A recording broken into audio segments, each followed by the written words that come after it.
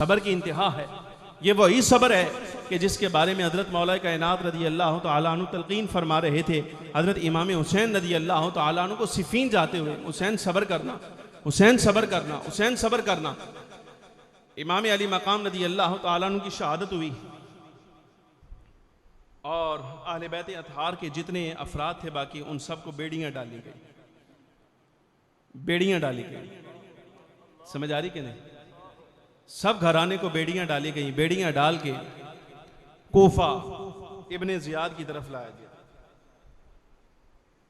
بات سمجھ آ رہی کہ نہیں آ رہی؟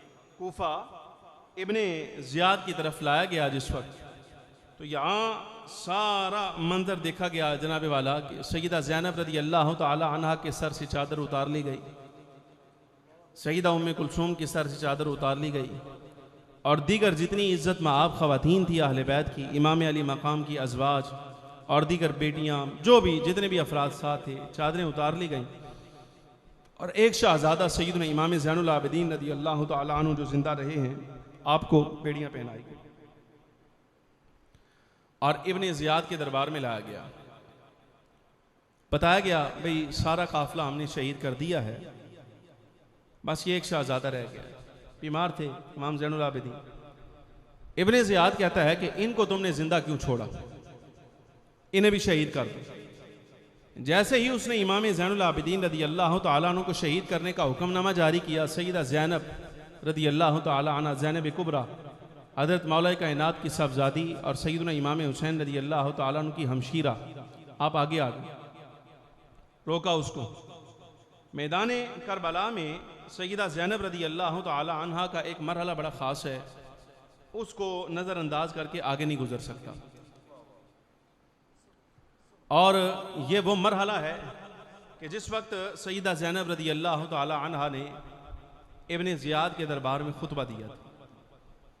اس خطبہ کے بارے میں اگر آپ کو حقائق کے لفظ بتاؤں نا تو آپ پریشان ہو جائیں۔ یہ ایسا خطبہ تھا، ایسا خطبہ تھا جناب والا کہ سیرت نگار لکھتے ہیں ایسا لگتا تھا جیسے سیدہ زینب رضی اللہ تعالی عنہا آج مولا کائنات سیدنا علی مرتضیٰ شیر خدا رضی اللہ تعالی عنہ کی زبان ادھار لے کر کلام فرما رہی۔ لفظ سمجھ آئے جا کہ نہیں آئے؟ یعنی فصاحت و بلاغت، جرت، بہادری، بات کرنے کا انداز، خطبہ پڑھنے کا انداز، اور جو جلال تھا اس وقت سیدہ زینب رضی اللہ تعالی عنہا کا، وہ ایسے لگتا تھا جیسے آپ حضرت مولا کائنات سیدنا علی مرتضیٰ شیر خدا رضی اللہ تعالی عنہ کی زبان ادھار لے کر کلام کر رہی ہیں۔ اور ایک جملہ اور میں یہاں پڑھنا چاہوں گا آپ کی نصیحت کے لیے، تربیت کے لیے، اور ساتھ نالج کے لیے۔ میں پوری ذمہ داری کے ساتھ عرض کرتا ہوں کہ امام علی مقام رضی اللہ تعالی عنہ کو مدینہ منورہ سے بلانے والے کوفی تھے۔ کون تھے؟ یہ ہمیشہ یاد رکھیے، یہ دھوکہ دیتے، دھوکہ دیتے۔ اور یہ جملہ صرف آپ نے سنا ہوگا کہ انہیں امام سیدہ زینب کی بد دعا ہے۔ سمجھ آ رہی کہ نہیں؟ سیدہ زینب کی دعا ہے، وگرنہ امام علی مقام کو تو یہ اسوہ نہیں۔ سمجھ آ رہی کہ نہیں؟ وہ منبر پر بیٹھا ہوا ایک پاگل جو ہے نا دلیلیں پیش کر رہا تھا، کہتا کہ سیدہ سارہ رضی اللہ تعالی عنہ حضرت ابراہیم کی زوجہ، ماتم کے اوپر دلیل پیش کر رہا تھا۔ آج کل برطانیہ بھاگا ہوا ہے، سیدہ سارہ کے ہاں اولاد نہیں نہ تھی، تو جب رب العالمین جل وعلا کے فرشتوں نے حضرت یعقوب علیہ السلام، حضرت اسحاق علیہ السلام کی ولادت کی خوشخبری دی نا، تو آپ کی عمر اس وقت 100 برس کے قریب، سیدہ سارہ حضرت ابراہیم کی زوجہ محترمہ 100 برس کے قریب عمر۔ اب عمر کے اس حصے میں تو اولاد نہیں ہوتی، جب اولاد کی پیدائش کی خوشخبری آئی نا تو آپ نے تعجب کے ساتھ ایسے ہاتھ رکھا، فسکت وجہہا، ایسے ہاتھ رکھا، جیسے خواتین کی عادت ہوتی ہے وہ تعجب کے ساتھ ہاتھ نہیں رکھ لیتی منہ پر، یا ایسے جیسے بھی رکھا ہوگا۔ وہ پاگل ممبر پہ بیٹھ کے تقریر کر رہا ہے، کہتا ہے ماتم کا ثبوت تو قرآن میں ملتا ہے۔ سمجھ آ رہی کہ نہیں؟ کہتا ہے ماتم کا ثبوت تو قرآن میں ملتا ہے۔ میں نے کہا کہاں سے ملتا ہے؟ کہتا ہے یہ دیکھو نا سیدہ سارہ نے اپنے منہ پہ تھپڑ نہیں مارا تھا۔ میں نے کہا اتنی دور کی کوڑی لانے کی کیا ضرورت تھی؟ ماتم تلاش کرنے کے لیے تم ابراہیم علیہ السلام کے زمانے میں چلے گئے۔ حضرت سید الشہداء امام حسین رضی اللہ تعالیٰ عنہ میدان کربلا میں شہید ہوئے ہیں، اور آپ کی شہادت سب سے آخر میں ہوئی. آپ سے پہلے جتنے جانثار، جتنی اولاد تھی، بھائی کی اولاد، بھتیجے، سارے آپ کے سامنے شہید کیے گئے. ایک مرحلہ بتاؤ امام علی مقام رضی اللہ تعالیٰ عنہ نے وہاں تھپڑ مارا ہو اپنے چہرے پر؟ بتاؤ بھائی. اتنی دور کی کوڑی لاتا ہے سیدہ سارہ نے بھی اپنے چہرے پہ ہاتھ مار لیا تھا. چھوڑ اس بحث کو کہ تعجب کے لیے جب ہاتھ مارا جاتا ہے وہ ماتم ہوتا ہے کہ نہیں ہوتا. گولی مار اس بات کو. یہ بتا کہ سیدنا امام حسین رضی اللہ تعالیٰ عنہ کے سامنے 72 جانثار جن میں آپ کے اہل بیت بھی ہیں شہید کر دیے گئے. کہیں ایک مقام بتا امام حسین رضی اللہ تعالیٰ نے اپنے منہ پہ تھپڑ مارا ہو یا سینے پر تھپڑ مارا ہو؟ بتا.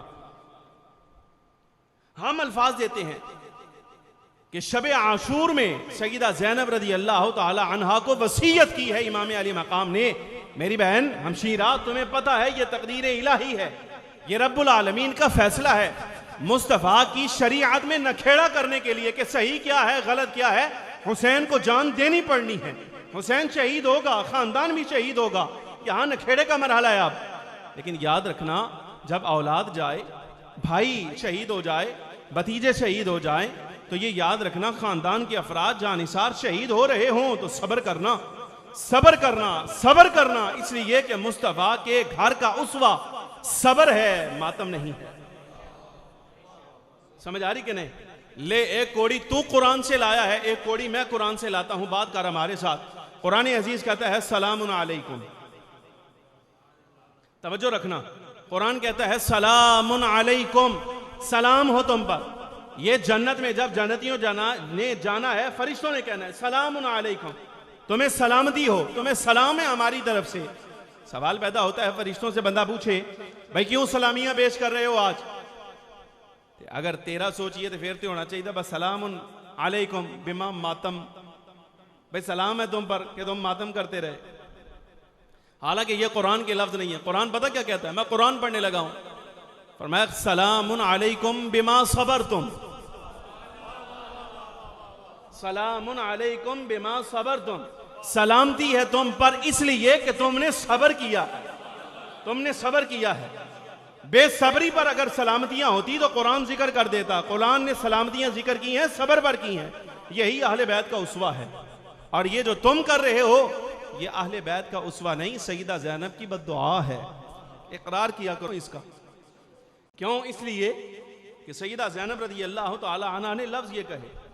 میں کبھی نہ بولتا اس موضوع پر. ہماری مجبوری ہے بولنا تھوڑا سا. اللہ نے علم دیا ہو نا تو تھوڑا سا بولنا چاہیے، اس لیے کہ فخر عالم صلی اللہ علیہ وسلم کی حدیث پاک کا مفہوم ہے عالم کو علم ہو اور اس کی موجودگی کے اندر مصطفیٰ کریم صلی اللہ علیہ وسلم کی شریعت میں تعریف ہو جائے وہ پھر نہ بولے. سرکار فرماتے ہیں گونگا شیطان ہے یہ، گونگا شیطان ہے یہ. ہمیں کیا پڑی ہے؟ ہم وعید میں آئیں. سمجھ آ رہی کہ نہیں؟ ہم نہ بولتے. لیکن اس وعید سے بچنے کے لیے کہ کہیں مصطفیٰ کریم صلی اللہ علیہ وسلم کی زبانی گونگے شیطانوں کی صف میں نہ چلے جائیں، اس لیے حقیقت آپ کے سامنے رکھنا ضروری ہے. یہ خطبہ ہے سیدہ زینب کا، سماعت کیجئے. لفظ سے سیدہ زینب رضی اللہ تعالی عنہا آپ جس وقت ابن زیاد کے دربار میں آئی ہیں، لایا گیا آپ کو، تو حضرت امام زین العابدین رضی اللہ تعالیٰ عنہ کو جب شہید کرنے لگے نا تو اس وقت آپ نے خطبہ ارشاد فرمایا. اس خطبے کی عابد اب یہاں سارا کوفہ موجود تھا جنہوں نے بلایا تھا امام علی مقام رضی اللہ تعالیٰ عنہ کو. جب بلا کے خط لکھ کے آپ اندازہ کیجئے جب امام علی مقام رضی اللہ تعالیٰ عنہ میدان کربلا میں آئے ہیں، یہ سامنے کھڑے تھے، تو امام نے وہ خطوط کے بورے جو ہیں وہ گرائے اور گرا کر ایک ایک کا نام لیا. فلانے فلانے فلانے فلانے. کیا تم نے خط نہیں لکھا تھا؟ تم نے نہیں کہا تھا کہ ہم بیعت کریں گے، ہم آپ کو اپنا امیر بنائیں گے، یزید کو اتاریں گے، مصطفیٰ کریم صلی اللہ علیہ وسلم کے دین کی حمایت کریں گے؟ کیا تم نے وعدے نہیں کیے تھے؟ تو اس پر یہ دیکھو ان کا انداز کیا تھا جنہوں نے خط لکھ کر بلایا. تاریخ کے یہ الفاظ ہیں، کہا انہوں نے سار نیچے کر لی اور تلواریں اوپر کر لی.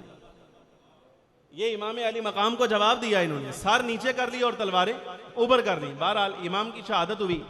سیدہ زینب رضی اللہ تعالی عنہا جس وقت آپ میدان سے یعنی میدان کرب و بلا سے آپ کو ابن زیاد کے دربار میں لایا گیا، تو اب یہ سارے وہاں کھڑے تھے خط لکھنے والے بھی.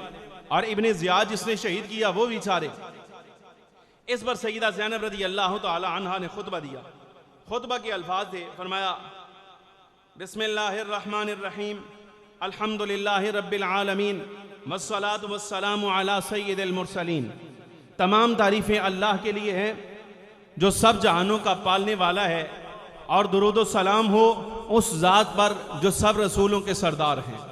اما بعد, خطبہ دینے کے بعد, اما بعد یا اہل الکوفہ, اے کوفیو, یا اہل الخطل والخزل, اے مکارو, مکاری کرنے والو, فریبیو, والخزل, ذلیلو, اتبکونا, کیا تم روتے ہو ہمارے اوپر, کیا تم رو رہے ہو؟ اور امام زین العابدین نے بھی یہی جملہ کہا تھا, بڑی نحیف سی آواز میں, آپ بیمار تھے, کہا اے اہل کوفہ, اگر تم ہمارے اس حال پر رو رہے ہو تو بتاؤ پھر ہمیں قتل کرنے والا کون ہے؟ اگر تم ہمارے غم میں رو رہے ہو تو بتاؤ پھر ہمیں شہید کرنے والا کون ہے؟ ہمارا خاندان ذبح کروانے والا کون ہے؟ امام زین العابدین نے بھی یہی لفظ کہے.